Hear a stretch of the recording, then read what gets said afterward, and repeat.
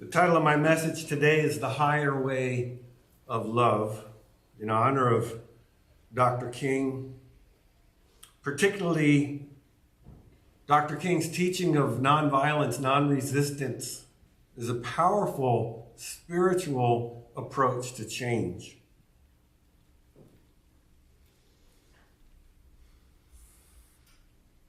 Dr. King said, darkness cannot drive out darkness, only light can do that. Hate cannot drive out hate, only love can do that.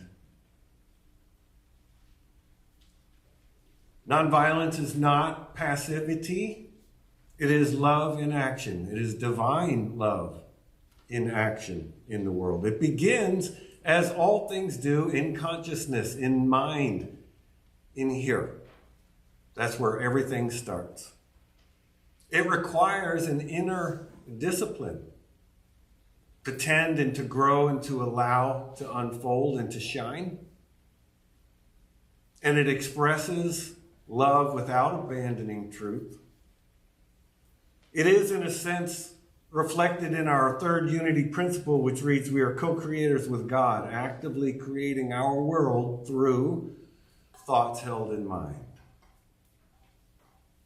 Unity co-founder Charles Fillmore said, when we are conscious of divine love within us, we naturally express it without. Everything begins within. I have a teacher who has said to me many times, the teacher is within. Anything I need to know, I can learn from the presence of the Spirit in me if I learn to listen. If I'm willing to set myself aside, if I'm willing to get out of the way. Edwina Gaines used to like to say, she said it to me many times, how is none of your business? How is this going to happen? How is none of my business? My business is a vision in my divinely guided action. How it's all going to work, I do not know. If I'm in the business of how, I'm getting in the way. Right? I need to get out of the way and let the Spirit be my guide to action. The higher way to love, therefore, of course, begins within. The master teacher said, love your enemies and pray for those who persecute you. And for me, Thich Nhat Hanh, the Buddhist teacher, shed some light on that when he said, when another person makes you suffer, it's because they suffer deeply within themselves. So with that in mind, let us affirm that in thought, speech, and action, we become agents of change, agents of divine love expressing in the world. In thought, by refusing to dehumanize anyone. Not criticize others when they do, which is easy, right? But to watch when I do or when you do. Are you separating people into those who are okay, which of course always means people who agree with me, the smart ones, right? And then those other people, I don't know what their problem is, right? When we separate in that manner, we become part of the problem. That does not mean, of course, that all behavior is acceptable. Actions have consequences. There are rules for a reason. But it is not my place to decide that some other group of people, because they see things differently, are somehow less than me or anyone. In speech, can I speak truth without contempt?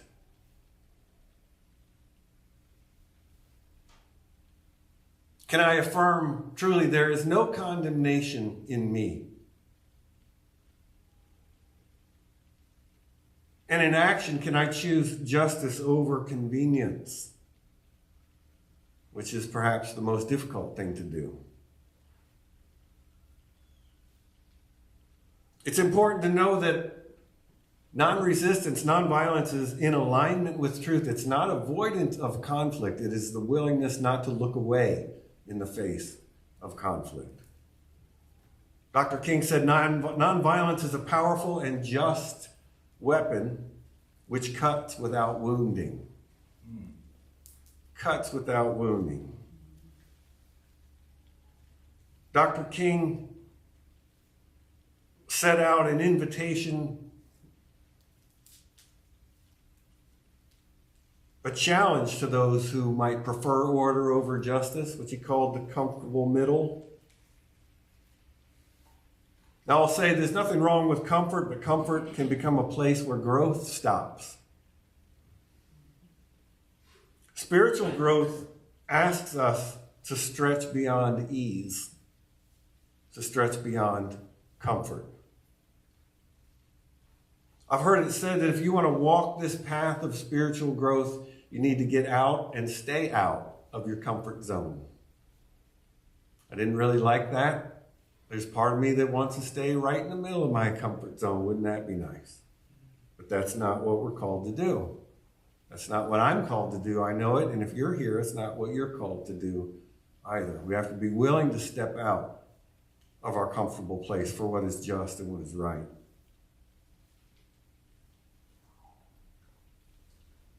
How do we do this?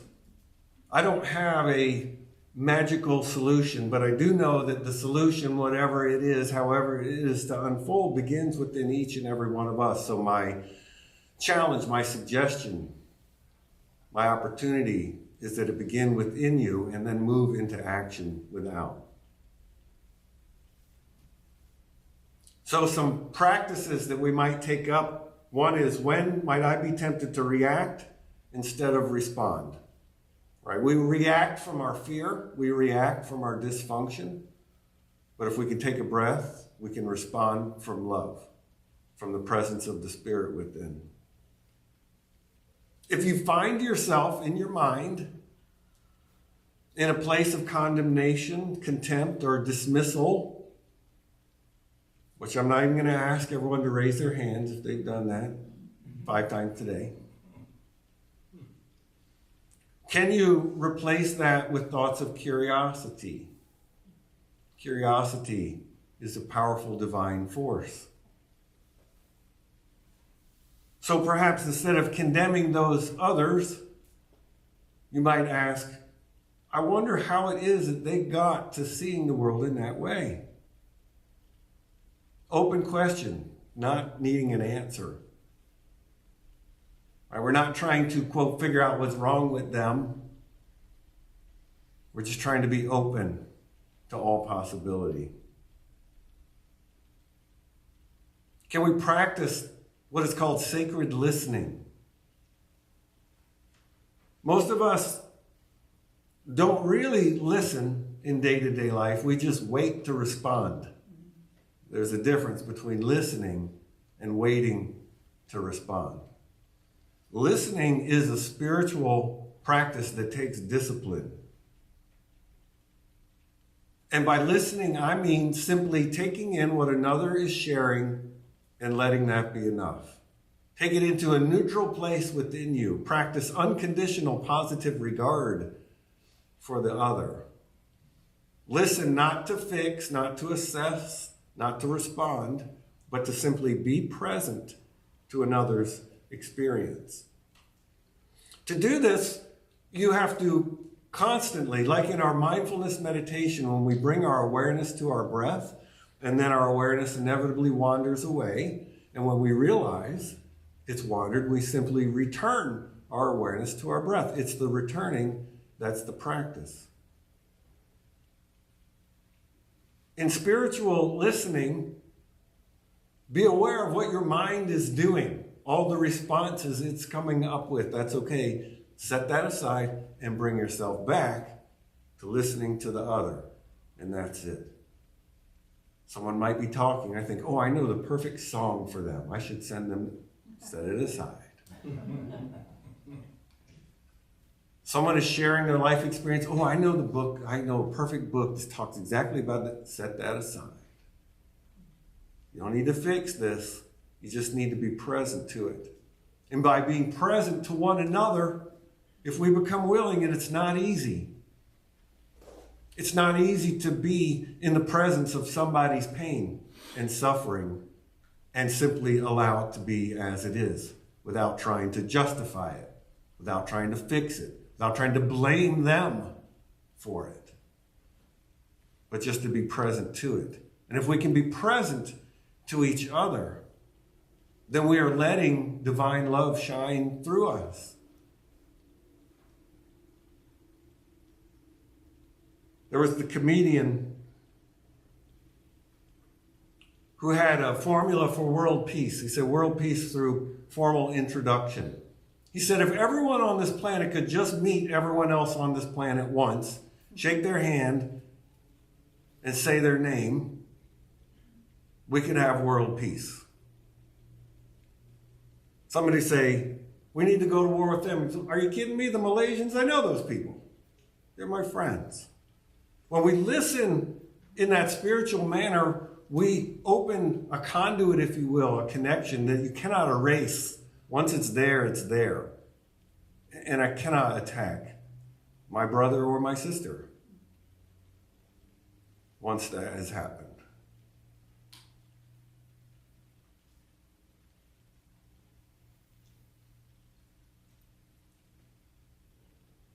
Nonviolence is Christ consciousness in action in the world.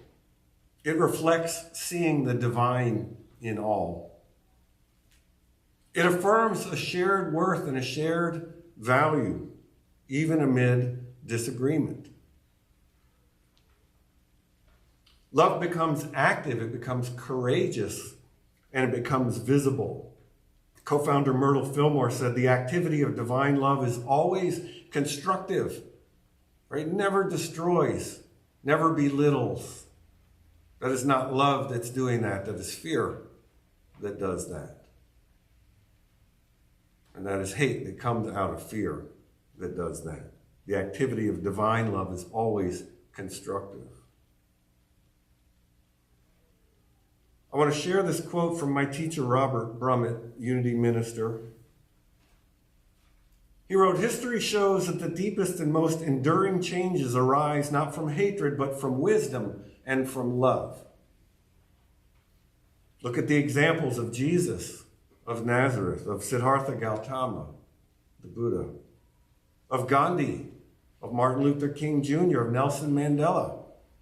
Powerful examples. Love can be very fierce in its confrontation with oppression, but always that fierceness is a skillful means rather than a desire to harm or avenge.